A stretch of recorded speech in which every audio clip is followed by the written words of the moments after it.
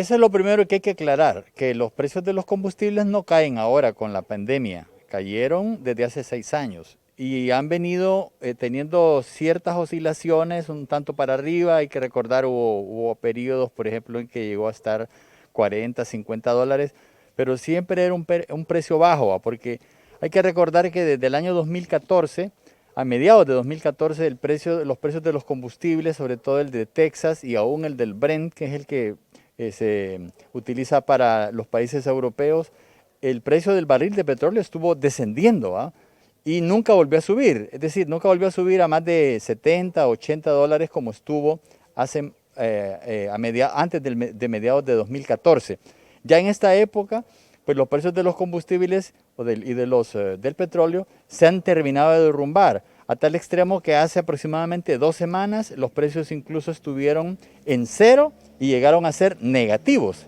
Y usted se preguntará, bueno, ¿qué sentido tiene un precio negativo? Es decir, que uno como cliente no está dispuesto a pagar nada, sino más bien que le tienen que dar algo de dinero para, para que le entreguen el producto. O sea, es una cuestión que no tiene ningún sentido económico. Sin embargo, en las bolsas de valores, en algún momento, matemáticamente resultan estas cuestiones en las que lo que refleja nada más es que el precio del petróleo a nivel mundial está caído y que no se va a volver a levantar mientras no pase ahora la pandemia, que es una cuestión coyuntural, pero que independientemente de la pandemia, ya los precios del petróleo ya tenían una tendencia descendiente. En conclusión, en un país como Honduras, que es cierto, importamos el petróleo, pero ya no deberían de estar subiendo los precios. Y los precios aquí, en estos 6 años de caída del petróleo a nivel internacional, nunca descendieron como realmente ocurría, como debió haber ocurrido o haber reflejado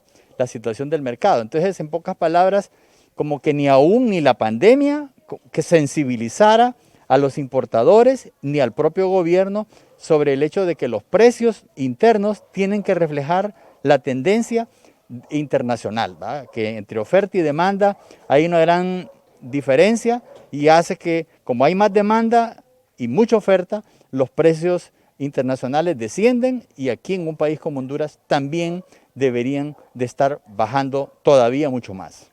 En lo que respecta a la depreciación del empira frente al dólar. Bueno, como la cuestión de la pandemia hace que prácticamente condiciona todas las variables económicas, en estos momentos lo que se percibe es que va a haber una reducción de las remesas, sobre todo las remesas que provienen, bueno, tanto de Estados Unidos como las que provienen de países como España. Entonces, al descender las remesas, las reservas internacionales van a disminuir y al disminuir las reservas internacionales, habrían tendencias de mayor devaluación.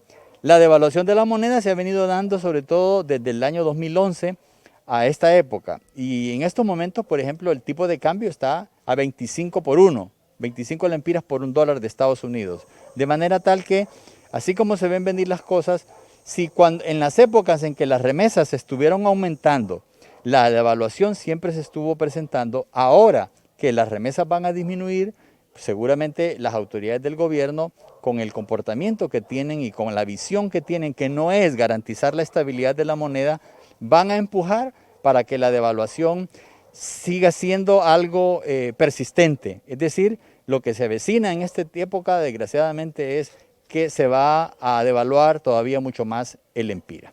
Ahora, licenciado, esta pandemia que está atravesando el mundo y que también ha llegado a nuestro país, está reflejando prácticamente o prácticamente descubriendo la situación de abandono que ha tenido el sistema sanitario en nuestro país.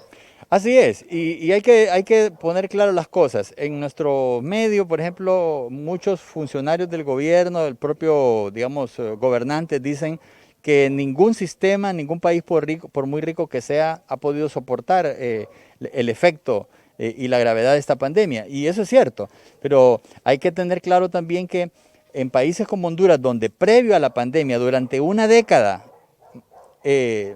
completa, los presupuestos de la Secretaría de Salud se mantuvieron estancados y que siempre quedaba, por decir así, un faltante, un rezago.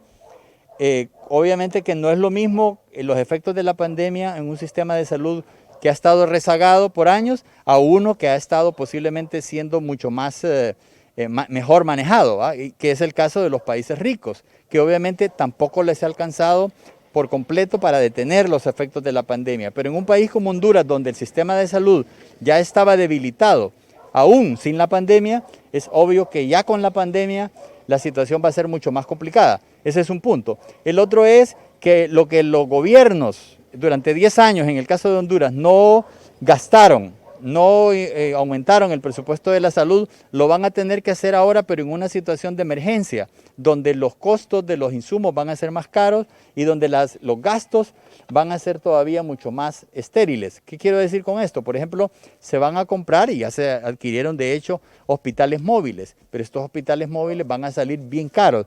No nos van a servir porque son cuestiones como desechables, ¿va? Un año, por mucho, y en un año habrá que desecharlos, habrá que botarlos prácticamente.